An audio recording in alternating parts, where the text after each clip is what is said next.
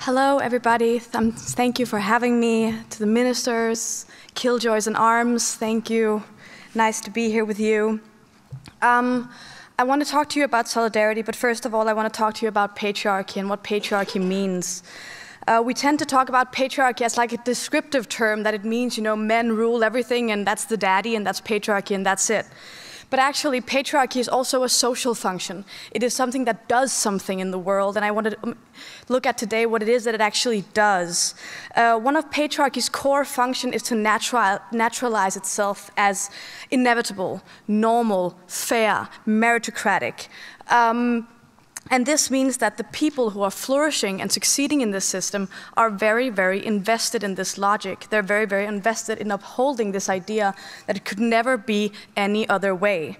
Because if you're to challenge that idea, it would also mean that they would have to reckon with their own position and whether they deserve it, and whether the people that they love and admire deserve love and admiration. And many people of all genders are not willing to do this reckoning work. Bell Hooks wisely tells us that patriarchy has no gender, and this is true. Loads of people of all genders can benefit from patriarchy and can oppress others in the patriarchy by using this social function to their own, for their own means. And I want to look at one of that means today. I think we're all familiar with kind of the feminist figures of the whore and the Madonna, right? We know the Madonna is the good woman, the pure woman, the woman doing the right thing, the woman who is more invested in upholding the system than she is seeking pleasure for herself. The whore, on the other hand, is the woman who spends time thinking about her own needs, her own desires, before she thinks about the needs of the people who are above her. And for this, she must be punished. But I think today that I want to expand on the concept a little bit and look at not only the people who are actual victims of being called the whore or a Madonna, but also the people who are using their position in society, be it low or high, to either support or ignore what the whores and the Madonnas are telling them. Because the way women are grouped also extends to their oral being in the world. Because we're not only dealing with whores and Madonnas, we're also dealing with two groups called I've chose to call the hysterics and the mild-mannered. The mild-mannered woman, we're all familiar with her. She does not acknowledge that anything is wrong. She shies away from criticism of power. Sure, there are unfortunate experiences. There is rape, there is harassment, there is violence, and it's very unfortunate, but it's a function of isolated bad people, and that the people who are not doing this are not benefiting from the fact that other people are doing it. Her male co-workers especially will praise her wildly, talking about her rational approach to things, how great it is to work with a woman who's not in the thralls of her emotions.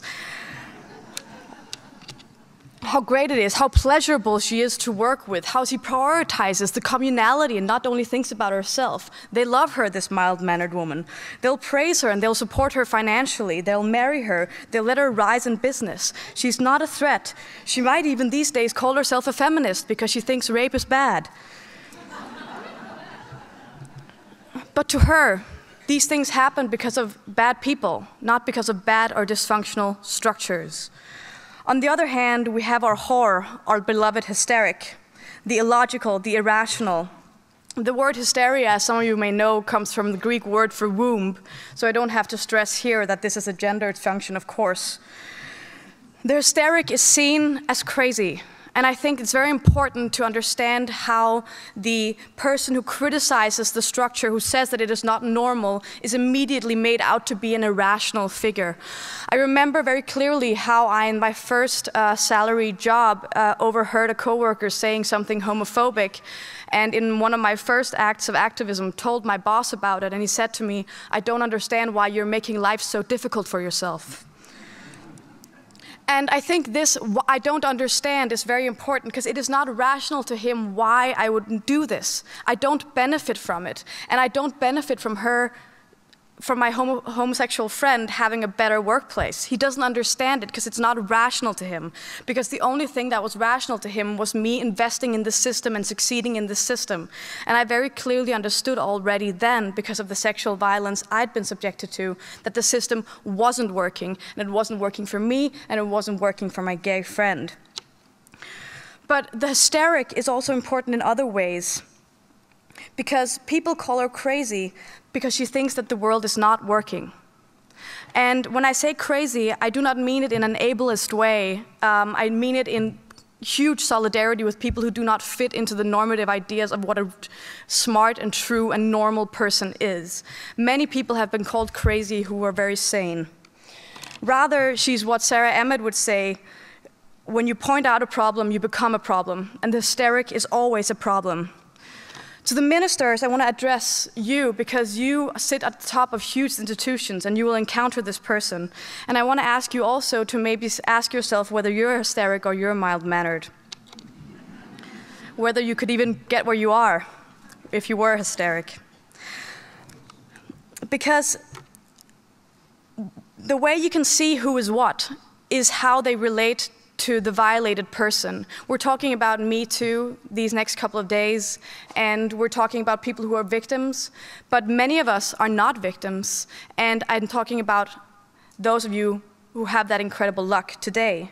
Because for some people, MeToo is an issue of how they relate to people who have had experiences that they have not themselves had. And I think this is where we come to a very important distinction between empathy and solidarity. The mild-mannered woman or man or non-binary person will have incredible empathy for the violated person. They will feel bad that it happened to them. Oh, it's bad, I'm so sorry that happened. But it was inevitable. It's like rain or illness. It could never be any other way, which of course does not mean that it is not unfortunate, but I'm just very sad for you. The hysteric is different. She is in solidarity with the violated person, which is a completely different stance to take. The hysteric says, if we were living in a well-functioning society, this would not happen, ever.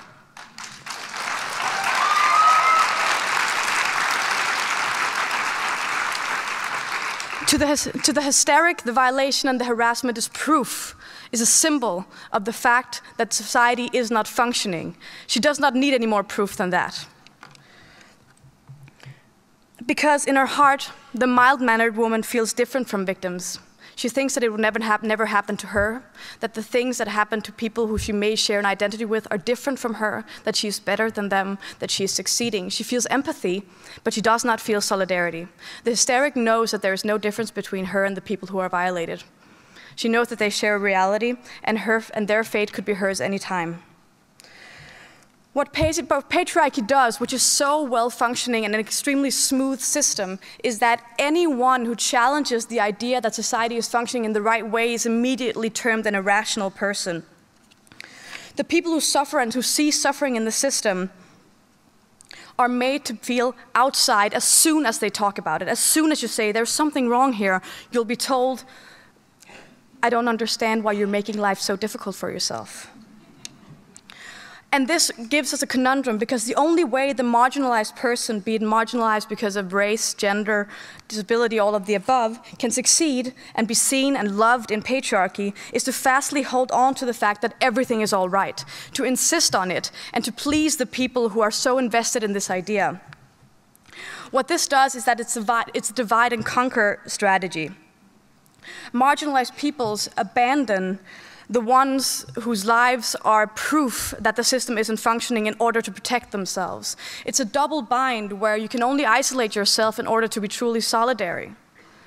It's very, very difficult to manage, and I think every one of us who are living in patriarchy and grappling with these things in our daily lives, in institutions, in friendships, will notice that sometimes, very often, we have to choose between what is right and what is easy.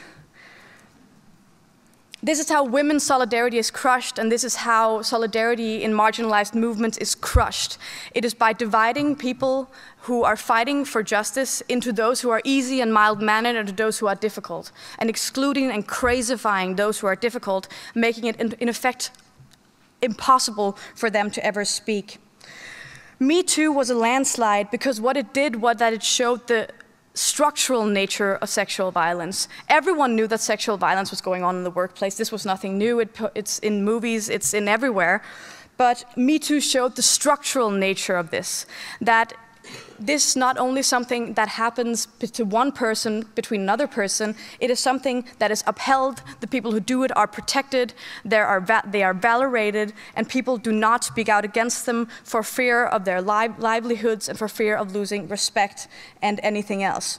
But more than that, MeToo also showed the effectual intersectionality of sexual violence as an issue, and by doing that, it also showed patriarchy in its wildest sense. It showed white supremacy, it showed homophobia and transphobia, it showed the inessential exploitative nature of much precarious work, especially for Black, brown, migrant, and paperless women.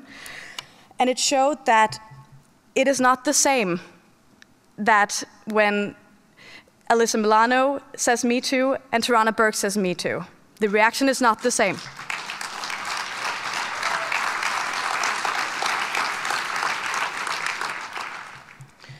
When I was in high school, I was a mild-mannered woman. I was one of the cool girls. The boys loved me. They would tell me how great I was compared to the other girls, how cool I was, because I was willing to denigrate myself in order to get them to laugh. I was willing to talk shit about other women in order to get them to laugh, because all I wanted was for them to like me. I wanted to succeed in patriarchy, and I did very well. When I was a victim of revenge porn, it became very clear to me that I had been an incredible fool. I thought that these people would protect me if I showed deference to them. They would protect me if I was violated or denigrated. They didn't, and they won't to you. Not any longer, though. I'm hysterical, and there's nothing I can do about it.